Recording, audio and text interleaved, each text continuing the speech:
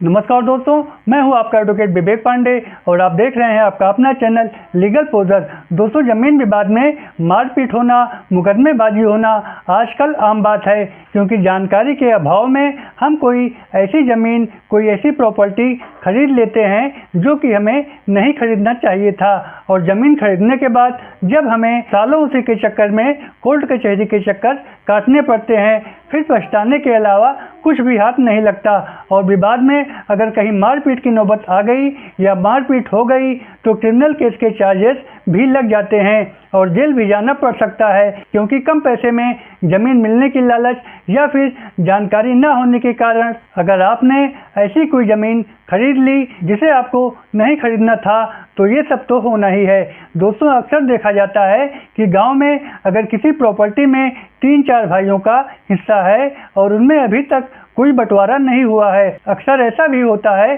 कि गांव में रहने वाले भाइयों में कोई पैसा कमाने के पर्पज से बाहर चला जाता है और जो गांव में रहकर ज़मीन की प्रॉपर्टी की देखभाल कर रहा है, दूसरे भाई के हिस्से की कुछ ज़मीन भी बेच लेता है और खरीदने वाला बगैर इसकी छानबीन किए ज़मीन तो खरीद लेता है और आगे चलकर यही ज़मीन, यही प्रॉपर्टी परेशानी और मुकदमेबाजी का कारण बनती है। क्योंकि किसी पैतृक संपत्ति को जिसमें कई लोगों का हिस्सा है, अगर एक भाई दूसरे भाई का कोई शेयर या प्रॉपर्टी का ऐसा कोई हिस्सा बेच लेता है तो अगले को जब ये पता चलता है कि मेरे भाई ने बगैर प्रॉपर्टी का बंटवारा किए ऐसा कोई हिस्सा, ऐसा कोई अंश जो कि कीमती था, जिसमें हमें भी अपना शेयर मिलना चाहिए था, बगैर आपकी परमिशन के बेच देता है, तो वो कोर्ट में इस बाबत मुकदमा कर देता है। तो ऐसी ज़मीन खरीदने वालों को पछताना ही हाथ लगेगा, क्योंकि सिविल केसेस बहुत लंबे समय तक चलते हैं और बगैर बंटवारा की हुई ज़मीन आप अगर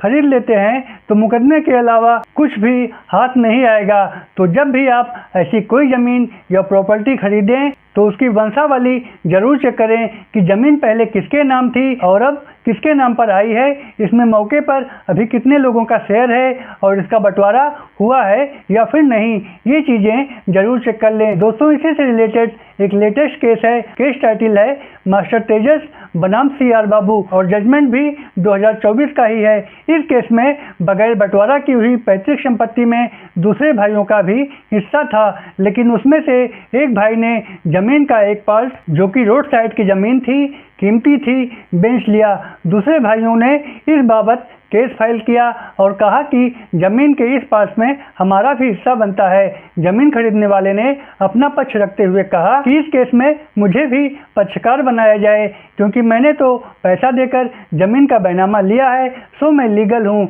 मुझे भी मुकदमे में पार्टी बनाया जाए। इस पर कोर्ट ने ये डिसीजन दिया कि बिना ज़मीन का बंटवारा हुए आपको मुकदमे में पार्टी नहीं बनाया जा सकता, यानी जब तक कोर्ट द्वारा ज़मीन का बंटवारा नहीं हो जाता तब तक आपको वेट करना पड़ेगा, क्योंकि किस साइड की ज़मीन में किसका कितना हिस्सा बनता है, जब तक ये डिसाइड नहीं हो जाता तब तक आप अपनी खरीदी गई ज़मीन पर अपना हक नहीं जता पाएंगे। और अगर बगैर कोर्ट कचहरी गए समझौते के बेस पर बात बन जाती है तो समझौता कर लेने में ही भलाई है। तो दोस्तों, कोई भी ऐसी ज़मीन खरीदने से पहले ये सारी चीज़ें ज़रूर से कर लें। आशा करता हूँ कि जानकारी आपको पसंद आई होगी। वीडियो पसंद आई हो तो एक लाइक करके चैनल को सब्सक्राइब कर दें। फिर मिलेंगे एक नए विषय के साथ, तब तक के लिए good bye and thanks for watching.